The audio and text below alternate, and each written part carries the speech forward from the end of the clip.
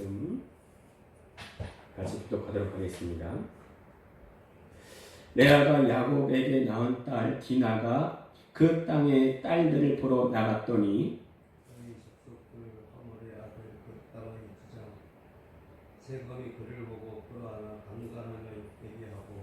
그 마음이 깊이 야곱의 딸 디나에게 연연하여 그 소녀를 사랑하여 그의 마음을 말로 위로하고 그의 아버지 우리에게 전하여 이르되 이 소녀를 내 아내로 얻게 하여 주소서. 5절 같이 읽겠습니다. 야곱이 그 딸 디나를 그가 더럽혔다 함을 들었으나 자기 아들들이 들에서 목축함으로 그들이 돌아오기까지 잠잠하였고. 아멘. 할렐루야. 우리 옆 사람에게 예수 내 구주, 예수 당신의 구주 이렇게 서로 축복하며 인사하시겠습니다. 시작. 예수 내 구주, 예수 당신의 구주. 자, 오늘도 말씀드린 그 전에 우리의 마음을 고백하고 시작하겠는데요. 저를 보시고 한번 따라하겠습니다. 성령님 말씀하소서 내가 듣겠습니다. 성령님 깨닫게 하소서 내 마음 문을 열어 주시옵소서. 다 외우셨죠? 한번 해볼까요? 시작. 성령님 말씀하소서 내가 듣겠습니다. 성령님 깨닫게 하소서 내 마음 문을 열어 주시옵소서. 아멘. 자, 성경의 모든 관심은 하나님께 있습니다. 그럼 우리가 아멘 그럴 거예요. 그런데 성경의 모든 관심은 사람에게 있습니다. 그러면 아멘 하려다가 정말 그런가 살짝 의심스러울 겁니다. 한번 볼까요? 하나님께서 천지를 창조하실 때에 맨 나중에 만든 피조물이 사람인데요. 그 전에 하나님께서 하신 일이 있습니다. 뭐예요? 사람이 잘 살 수 있도록 환경을 미리 조성해 놓으신 거예요. 그러니까 이 만물은 사람을 위해 지어진 것이 확실합니다.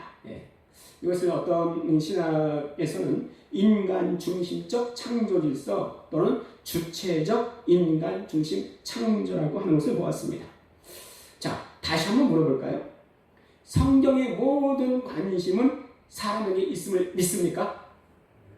아멘? 그렇죠? 근데 성경은 또 뭐라고 말씀하시는가? 우리 골로새서 1장 15절 16절 주보에 있는데요. 자, 한 절씩 교독하겠습니다. 그는 보이지 아니하는 하나님의 형상이시요 모든 피조물보다 먼저 나신 이시니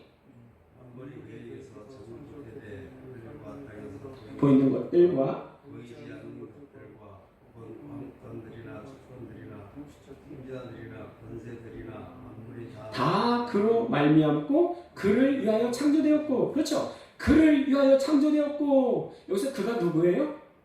예수 그리스도예요. 예수님을 위해서 만물이 창조되었다는 말입니다. 그러면 창세기에서 만물이 맨 마지막에 지어진 사람을 위하여 지어졌다는 것은요, 그 잘못된 것인가? 아니 골로새서에는 모든 만물이 예수님을 위하여 창조되었다고 말씀하시잖아요. 그렇죠? 아니 창세기 그 사람이 예수님이 아니잖아요. 그런데 이 둘을 합쳐보면 어떤 결론이 나오는가? 첫 번째는요, 하나님의 관점에서는 모든 만물이 하나님의 영광을 위하여 창조되었고, 두 번째는 그 가운데 사람이 하나님의 형상으로서 그 영광을 드러내는 역할을 맡은 거예요. 다시 말하면 창세기에서 사람을 맨 마지막에 창조하신 것은 사람을 위해 모든 것을 준비하셨는데 그 목적이 뭐냐? 사람을 통해 하나님의 영광이 드러나도록 하신 것입니다. 그러니 성경의 모든 관심은 하나님께 있습니다. 이것도 맞고, 성경의 모든 관심은 사람에게 있습니다. 이것도 맞는 거예요. 그렇죠? 이해되시죠? 사람은 하나님이 창조하신 모든 피조물의 절정이고 모든 피조물을 다스릴 수 있는 지혜로운 존재로 창조되었습니다. 사람은 스스로 생각하고 판단하고 결정할 수 있는 자유의지가 있는 존재로 지음받았어요. 그 누구나 그런 경험이 있을 것 같은데요. 성경을 읽다 보면은 참 이해되지 않는 여러 의문점들이 많이 있습니다. 그 중에 하나가, 아니 하나님은 전능하시면서 아담이 선악과를 따먹을지 모르셨나? 아니 아셨다면 왜 선악과를 만들어서 원죄가 생기게 하셨는가? 그런 질문을 또 해보셨을 거고 또 들어보셨을 겁니다. 아니 하나님이 선악과 왜 만드셨어요? 네? 하나님은 인간을 로봇으로 만들지 않으셨습니다. 이거 해라 저거 해라 그러면 띠리릭 띠리릭 띠 네 알겠습니다 주인님 이렇게 로봇으로 만들지 않으시고 스스로 생각하고 판단하고 결정할 수 있는 자유의지가 있는 인격체로 만드셨습니다. 성경에는요 이런 예가 너무나 많은데 인간의 자유의지의 발동으로 행동하게끔 기회를 주시는 스토리가 너무나 많이 있습니다. 그 중에 하나가 여호수아 24장 15절 말씀인데요. 우리 같이 한번 읽어보겠습니다. 시작. 만일 여호와를 섬기는 것이 너에게 좋지 않게 보이거든 너희 조상들이 강 저쪽에서 섬기던 신들이든지 또는 너희가 거주하는 땅에 있는 아모리 족속의 신들이든지 너희가 섬길 자를 오늘 택하라 오직 나와 내 집은 여호와를 섬겠노라 하니 이 말씀은요 여호수아의 마지막 설교이자 고별 연설입니다. 이스라엘 백성들을 세겜에 모이게 한 후에 하나님께서 이때까지 우리를 어떻게 인도하셨는가 하나님의 은혜의 역사를 회상하게 한 다음에 너희가 지금 앞으로 하나님을 섬길 거냐 우상을 섬길 거냐 선택하라고 요구하는 장면입니다. 여러분 그거 아십니까? 여호수아와 호세아와 예수님은 본질적으로 같은 이름입니다. 같은 의미를 지니고 있어요. 그러니까 여호수아가 백성들에게 말한 것은 곧 예수님이 우리에게 말씀하시는 것과 같습니다. 하나님께서는 인간들을 전인적 인격체로 만드셨기에 그 사람의 자유의지를 존중하십니다. 어디까지 존중하시는가?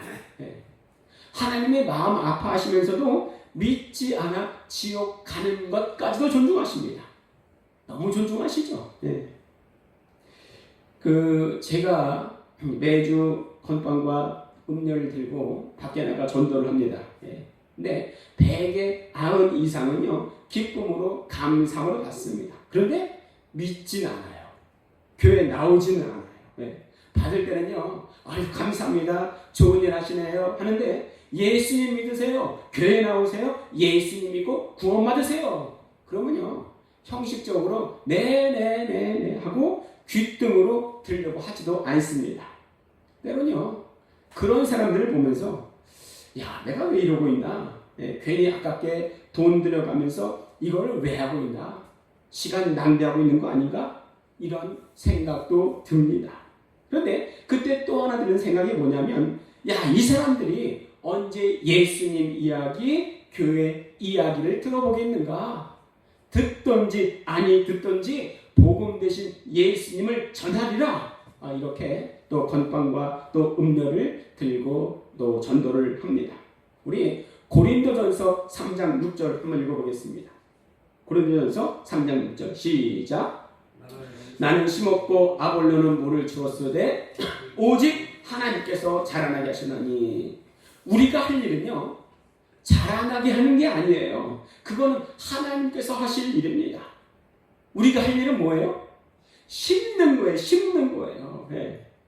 우리 생각에는요 하나님께서 천사를 보내셔서 불신자들에게 너 예수님 믿어 그렇지 않으면 널 죽일 거야 그런다면 믿지 않을 불신자가 한 명도 없을 거예요. 그러나 하나님은 그 일을 전도하는 일을 우리에게 시키셨습니다. 바로 나에게 시키셨습니다.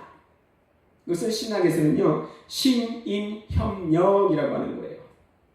이 뜻은 하나님과 인간이 협력해서 하나님의 뜻을 이룬다는 의미가 있습니다. 우리가 할 일은 뭐예요? 자라나게 하는 게 아니고 심는 겁니다. 그런데 이 심는 게 중요한 게 뭐냐면 심지 않으면 자라나지가 않습니다. 우리 빌립보서 2장 13절 같이 읽겠습니다. 시작.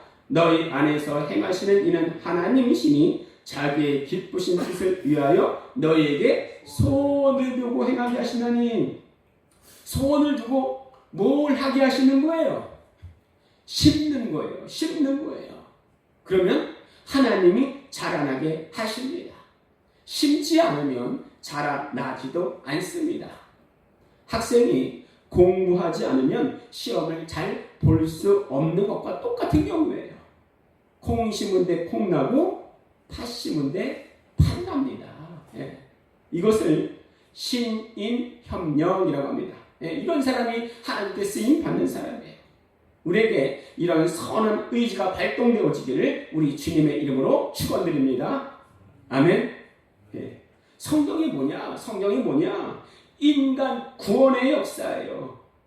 이것을 위해서 아브라함을 세우시고 또 이삭을 세우시고 야곱 세우시고 요셉을 세우십니다. 그런데 그 중에서 하나님이 제일 골치 아프셨을 것 같은 사람은 모르긴 몰라도 야곱 같아요. 야곱 같아요. 저는 이전에 성경에서 제일 부러웠던 사람이 아담이에요. 아담. 왜요? 아담이 하나님께 구하지 않았어도요, 하나님 보시기에 결핍 보이면 하나님이 주셨습니다. 아담이 하나님께 하와 달라고 구하지 않았어요. 그런데 하나님께서 보실 때 아담이 외로워 보이시니 아담을 수면 마취하시고 하와를 주십니다. 하와를 만드십니다. 그래서 이전에는 성경을 볼 때 아담이 제일 부러웠어요. 아니, 수면 마취가 부럽다는 게 아니고 구하지 않아도 주셨다는 그 자체가 얼마나 부러운지 몰라요. 근데 성경 인물을 볼 때 나와 제일 닮은 사람이 누군가 했을 때 생각해 보니까 야곱 같아요. 야곱. 야곱은요 마치 럭비공 같아요. 럭비공. 어디로 튈지 몰라요. 럭비공은요 타원형으로 둥글지 않잖아요. 던질 때마다 튀는 방향이 다른 거라. 그래서 일정하지 않고 예측할 수 없는 사람을 말할 때 저 사람은 럭비공 같아. 어디로 튈지 몰라. 이렇게 비유하여 말하기도 합니다. 그런데요.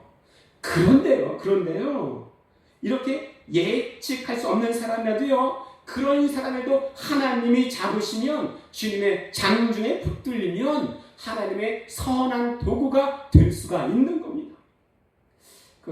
박효진 장로님이라고 아시는지 모르겠는데 그 장로님의 책 중에서 하나님이 고치지 못할 사람은 없다라는 책이 있습니다. 맞아요. 주님의 장중에 붙들리면 야곱 같은 사람도요, 기생나합도 7 귀신 들렸었던 막달라 마리아도 하나님의 선한 도구가 되는 거예요. 하나님의 선한 도구. 그런데 단 조건이 있습니다. 조건이 있어요. 내가 주님의 장중에 붙들리고 싶은 사람. 왜요? 하나님은 인간을 로봇으로 만들지 않으셨기에. 왜요? 하나님은 인간의 자유의지를 존중하시기에. 제가 예전 첫 사역지에서 중등부 전도사를 맡았었는데요. 여름 수련회를 포천에 있는 기도원으로 갔습니다. 근데 그 기도원 원장님이랑 말하다 보니까 원장님이 얼마나 기도를 많이 하시는 분인지 몰라요. 기도원에 사시니까 또 그렇겠죠. 첫째 날 수련을 할 때 첫째 날 오전, 오후, 둘째 날 오전은 제가 집회를 인도하고 둘째 날 저녁 설교를 원장님께 부탁을 드렸습니다. 그 원장님이 설교를 마치신 이후에 또 중등부 아이들에게 통성 기도를 시키셨는데요. 장난치고 기도 안 하는 아이에겐 기도를 안 해주시고 간절히 기도하는 아이에게만 안수하시고 기도를 해주셨습니다. 그런데요, 놀라운 건 원장님의 안수 받고 기도 받은 아이들은 다 방언을 말하기 시작했어요. 누가 받은 거예요? 누가 받은 겁니까? 기도하지 않고 장난이나 치는 아이들은 기도를 받지 못했어요. 그런데 예수님 만나고 싶어서 간절히 기도한 아이들은 다 방언받고 기뻐하는 모습을 첫 사역지에서 경험할 수가 있었습니다. 누가 예수님 만날 수 있습니까? 예수님께 가까이 가는 죄예요. 가까이 가는 죄예요. 나는 죄인인데요. 이때까지 잘한 게 1도 없는데요. 아니요, 상관없습니다. 아니, 하나님의 말씀이 맞다고 한다면 그것이 맞는 거예요. 우리 요한복음 6장 37절 같이 읽겠습니다. 시작. 아버지께서 내게 주시는 자는 다 내게로 올 것이요 내게 오는 자는 내가 결코 내쫓지 아니하리라. 그렇죠? 내게 오는 자는 결코 쫓지 아니하리라. 야곱은요, 사실은 굉장히 육적인 사람입니다. 그러나 하나님은 그를 버리지 아니하시고 시마다 때마다 징계의 사건을 보내십니다. 럭비공 같이 어디로 튈지 모르고 또 소심하고 완전주의자고 자기 욕심 있고 남을 속이는 이런 야곱을 하나님이 사랑하신 거예요.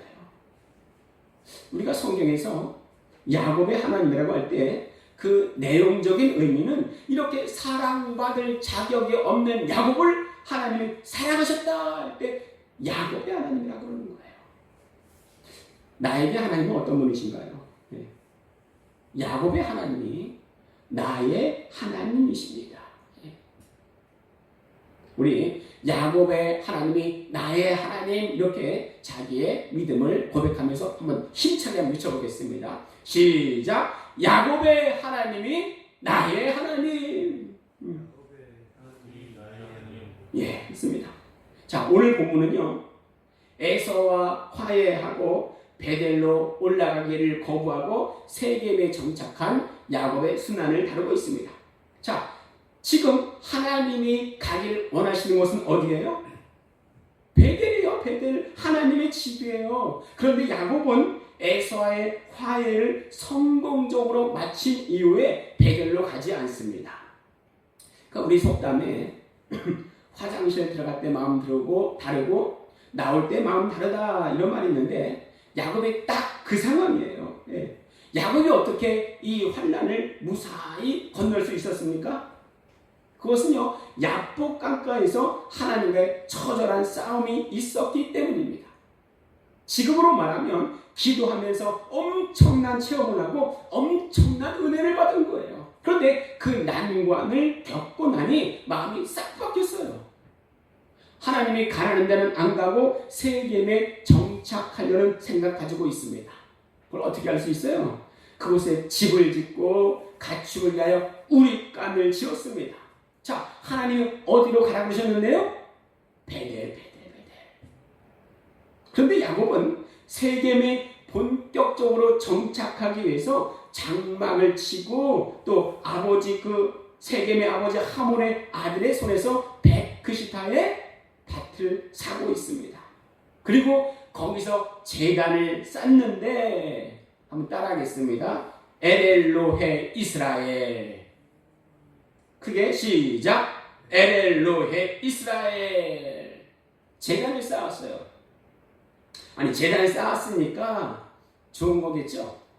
제단을 쌓았으니까 하나님이 기뻐하셨겠죠. 네. 자, 엘엘로의 이스라엘 뜻은요, 하나님, 이스라엘의 하나님 뜻이에요. 자, 이스라엘이 누굽니까? 변화된 자신의 이름이에요. 그러니까 이 말의 뜻은 뭐냐면 하나님, 나의 하나님 이런 뜻이에요. 자, 보세요. 언제 야곱이 하나님을 나의 하나님이라고 고백했습니까?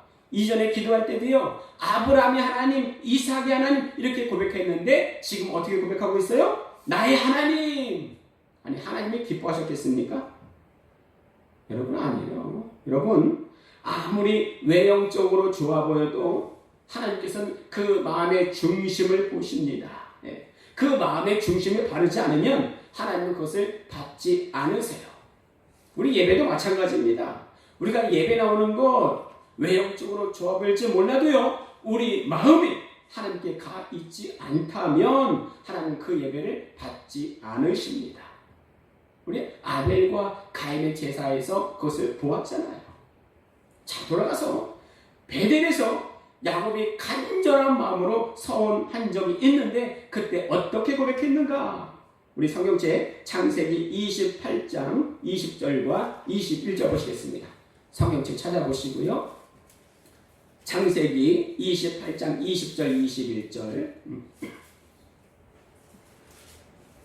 28장 20절 21절 제가 먼저 읽겠습니다. 야곱이 서원하여 이르되 하나님이 나와 함께 계셔서 내가 가는 이 길에서 나를 지키시고 먹을 떡과 입을 옷을 주시어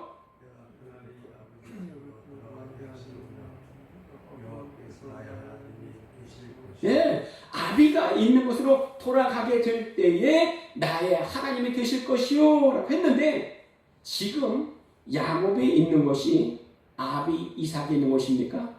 아니에요. 야곱이요 하란으로 떠날 때 아비 이삭은 브엘세바에 있었지만 지금 야곱이 세겜에 머무를 때 아비 이삭은 헤브론 지역에 살고 있었습니다. 이삭은 말년에요 브엘세바에서 헤브론으로 옮겨 살게 됩니다. 제가 이전에 헤브론의 중요성에 대해 말씀드린 적이 있습니다. 기억하십니까? 저는 헤브론 하면은 헤븐 곧 우리가 가야 할 본향 천국이 기억난다는 말씀을 드린 적이 있습니다. 기억하세요? 기억하지 못하신다면 지금부터 마음에 새기시기 바랍니다. 그 헤브론의 막벨라 굴에 먼저는 아브라함의 아내인 사라와 또 아브라함과 또 이삭과 리브가 나중에 야곱 그리고 레아도 여기에 장사됩니다. 근데 이게 왜 중요해요? 왜 중요해요? 우리 창세기 15장 13절 14절 한번 같이 교독하겠습니다. 찾아보실게요. 창세기 15장 13절 14절 창세기 15장 13절 14절입니다. 제가 먼저 읽을게요. 여호와께서 아브라함에게 이르시되 너는 반드시 알라 네 자손이 이방에서 객이 되어 그들을 섬기겠고 그들은 400년 동안 네 자손을 괴롭히리니 그들이 섬기는 나라를 내가 진멸하였으며 그 후에 내 자손이 큰 재물을 이끌고 나오리라. 이 말씀은요 이스라엘 백성들이 400년 동안 이방에서 종살이를 한 이후에 다시 가나안 땅으로 돌아올 것이라는 하나님 예언의 말씀입니다. 그럼 여기서 이방 민족은 어디예요? 이방 민족은 애굽이죠. 애굽이죠. 400년 후에 애굽에서 나오는데 우리는 이것을 출애굽이라고 부르잖아요. 자, 그럼 아브라함이 막벨라굴을 왜 샀어요? 400년 후에 다시 이 땅 가나안에 돌아올 줄 알았기 때문입니다. 지금 당장 내 눈앞에는 보이지 않지만 하나님의 약속은 반드시 이루어진다는 믿음의 표현이 바로 헤브론에 있는 막벨라굴을 산 사건이에요. 자, 우리 히브리서는 이 말씀을 어떻게 말씀하고 있는가? 히브리서 11장 13절에서 16절 우리 주어 있는데 교독하겠습니다.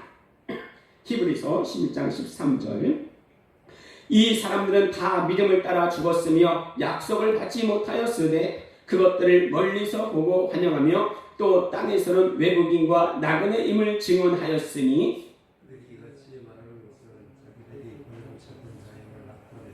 그들이 나온 바 본향을 생각하였더라면 돌아갈 기회가 있었으리와 그들이 이제는 더 나은 본향을 사모하니 또 하늘에 있을 것이라. 이러므로 하나님이 그들이 하나님이라 이것은 받으시면 부끄러워하지 아니하시고 그들을 위하여 한 성을 예비하셨느니라. 아멘. 그렇죠. 헤브론에 있는 막벨라굴을 산 것은 내가 돌아갈 영원한 천국 본향에 대한 사모함의 표시입니다. 그러니까 막벨라굴이 이렇게 중요한 거예요. 이 영원한 본향을 향하여 걸어가야 할 인물이 바로 아브라함, 이삭, 야곱, 요셉입니다. 계속 말씀드리잖아요. 창세기는 네 사건, 네 사람이라고.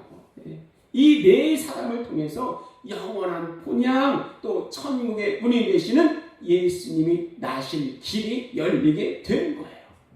그런데 이 본향길을 걸어가야 할 야곱이 하나님의 집 베델로 가지 않고 자기가 보기 좋은 곳 세겜에 머물고 에렐로의 이스라엘 그러는 거예요.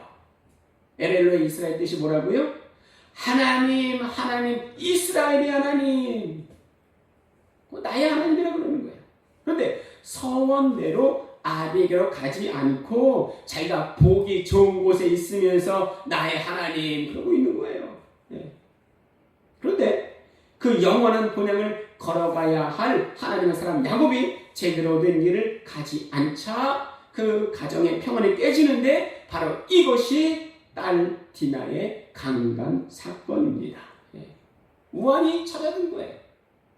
어떤 사람은 그럴 수 있어요. 아니 그깟 선 하나 지키지 않았다고 좀 불순종했다고 그런 악재를 주시는가? 이거 어디 무서워 살겠는가? 어디 무서워 믿겠는가? 여러분 그러나 기억하십시오. 이 땅은 우리의 본향인 천국으로 가는 관문입니다. 예. 천국보다 더 귀한 건 없습니다. 이 땅에서 천국 가는 길을 잃으면 모든 건강과 돈이 다 무용지물이에요. 아브라함이 막벨라 굴을 사고 하늘 본향을 삼하고 기다렸다면 우리도 믿음으로 이 땅에서 기다릴 것이 있습니다. 우리 빌립보서 3장 20절입니다. 빌립보서 3장 20절 같이 큰 소리로 읽겠습니다. 시작. 그러나 우리의 시민권은 하늘에 있는지라 거기로부터 구원하는 자 곧 주 예수 그리스도를 기다리노니. 구원자 예수 그리스도를 기다리노니. 오늘 제목이 이 사람이 사는 법이지만 사실은 내가 사는 법이에요. 내가 사는 법. 이 땅은 잠시 거쳐갈 나그네의 길이고 영원한 본향을 사모하며 주님이 원하시는 길을 걷는 하늘 시민권자의 정체성으로 살아가시길 우리 주 예수 그리스도의 이름으로 축원드립니다. 아멘. 이 시간 기도하겠는데요. 내 생각이 아니라 믿음의 법대로 살게 하여 주시고 영원한 본향을 걸어가는 나그네 인생으로 살게 하여 주시옵소서. 두 번째는 우리 교회에 들어오는 자마다 주의 평안과 성령 충만 주시옵소서. 우리가 주여 한번 부르시고 함께 기도하겠습니다. 주여 살아계셔서 지금도 역사하신 아버지 하나님